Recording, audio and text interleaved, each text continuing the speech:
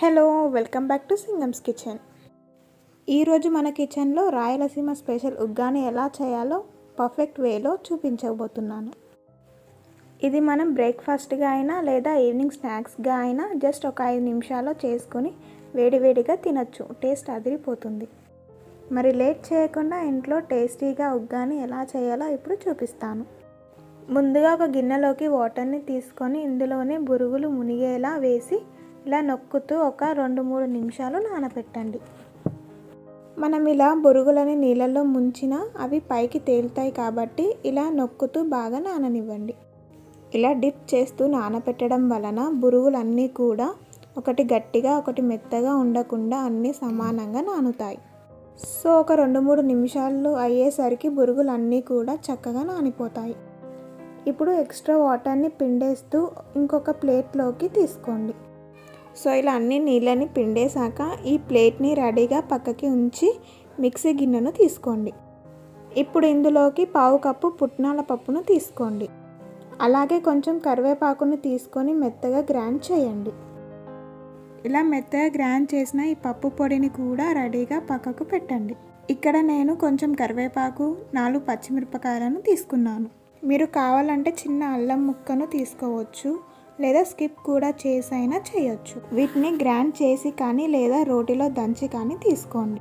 ఇక్కడ నేను రోట్లో కచ్చా పచ్చగా దంచి తీసుకున్నాను. ఇప్పుడు మనం మెయిన్ ప్రాసెస్ ఏంటో చూపిస్తాను రండి.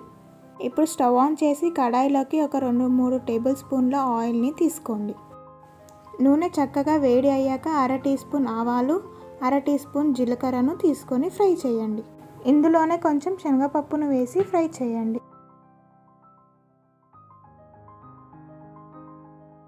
అలాగే మనం దంచి పెట్టిన పచ్చిమిర్చి కరివేపాకు వేసి బాగా ఫ్రై చేయండి.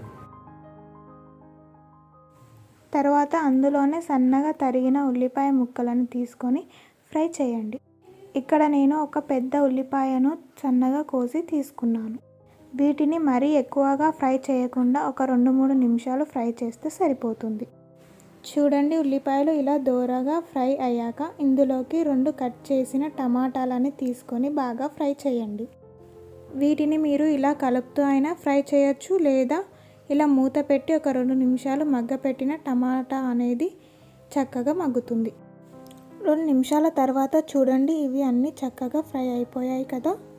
ఇప్పుడు 1/2 టీ స్పూన్ పసుపుని, రుచికి సరిపడా ఉప్పుని, 1/2 టీ స్పూన్ కారంని తీసుకోండి. మీరు కావాలంటే కారాన్ని స్కిప్ చేసైనా చేయొచ్చు. ఇప్పుడు మంటను లో ఫ్లేమ్లో పెట్టి వీటన్నిటిని ఒకసారి బాగా కలపండి. ఇప్పుడు ఇందులోకి మనం నానబెట్టిన బురుగులను తీసుకోండి. అలాగే మనం గ్రైండ్ చేసిన పప్పు పొడిని కూడా ఒక 2-3 టేబుల్ స్పూన్ల వరకు వేసుకోండి. ఇలా పప్పు పొడి వేయడం వలన ఉగ్గాని టేస్ట్ అనేది ఎక్స్ట్రాగా చాలా బాగా వస్తుంది. సో ఇలా పప్పు పొడిని వేసుకున్నాక బాగా కలపండి.